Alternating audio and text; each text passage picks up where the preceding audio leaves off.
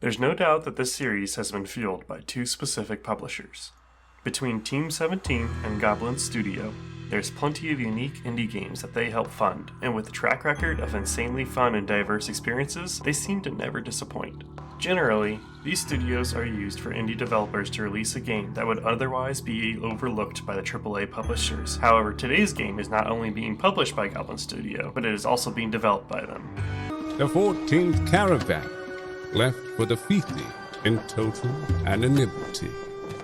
While not the first game they developed, it is the first time they've utilized a Kickstarter campaign for the project. Sandwalkers is claimed to be their most ambitious project yet, as they are utilizing Kickstarter and their community in order to bring forward a truly unique experience. A prologue that acts like a demo for the game was released in tandem with the campaign, so I decided to take on this intriguing game to see what it's all about.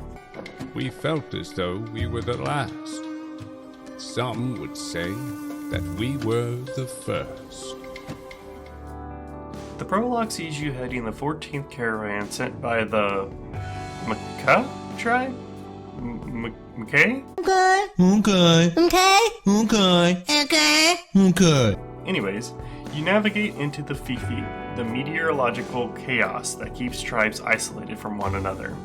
Your task is simple: to establish diplomatic and trade relations between these tribes. In your attempt to do so, you'll encounter all sorts of monsters, pirates, random events, and even memories of prior happenings in the world.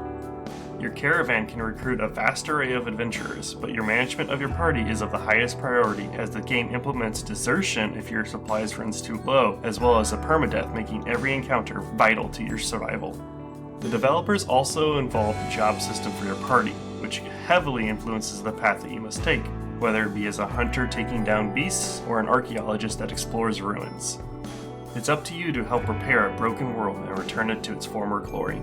Unlike tales of past caravans, there was no guard of honor, no ovation, no sacrifice, or blessing beyond the usual words.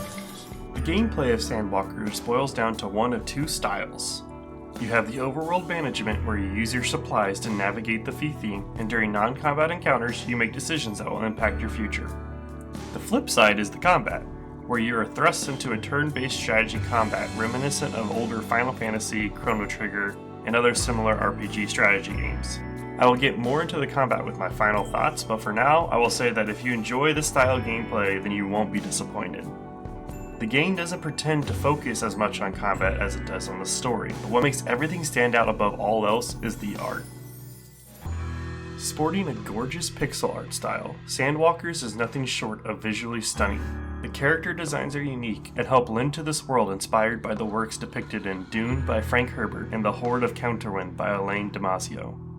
The random tribes you'll encounter also feel distinct and help you immerse yourself into the world. Accompanied by a soundtrack composed by E.R.F, who had worked for Goblin Studio in one of the previous games, Legend of Keepers, Sandwalkers looks to invoke the tribal side of the game by navigating between the rhythmic beats and fights and calmer atmospheres during exploration.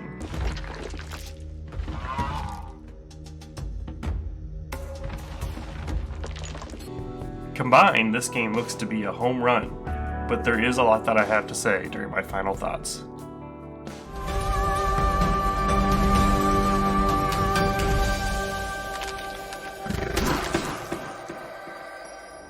Let me start off by saying that I have already backed this project. I was extremely excited when I saw the trailer for the game and have been following the many updates that the developers have shared, so when the game was available to back on Kickstarter, I took my opportunity to not only seize my chance to snag the game, but support an indie developer that I have grown to admire.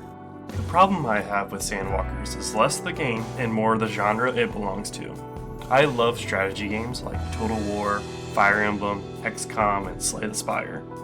With the demo of this game and my previous experiences I have had with other similar styles of strategy turn-based games, I have discovered that this genre, it just isn't for me.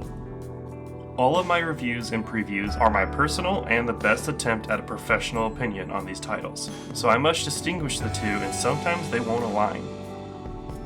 This just so happens to be one of those cases where I personally got bored playing the demo, but I feel like most of that came from my distaste of the genre for the game. I will not be canceling my pledge for the game because regardless, I would like to support these developers, but I implore you to check out the demo and judge for yourself. I did feel like the game was missing more of a tutorial. There are tidbits here and there in the game. I really felt like the game could have used a system that would have allowed you to hover over anything and get a brief description of statuses and other various information like HP without having to open a menu. The other main point that did bug me was the fact that you could not move around the overworld map without moving your caravan. I just wanted to look back at some of my previous stops, but the camera is locked on your caravan. Or at least, if there was a way to move the camera around, it was not explained. Those really were my only real complaints about the game, but once again, if you're watching, go try it out for yourself while there's still some time left in their Kickstarter. With that, I will see you guys next week with another installment of Demo Diving. But as for now, I hope you have a great rest of your day, and as always, be kind to one another. Big shout out to my patron supporters who have really made me feel like I can actually help shine some light on these indie games. If you enjoyed the video, feel free to leave a like and even consider subscribing to the channel. If you're interested in the game, check it out with the link in the description so that way you can give it a shot.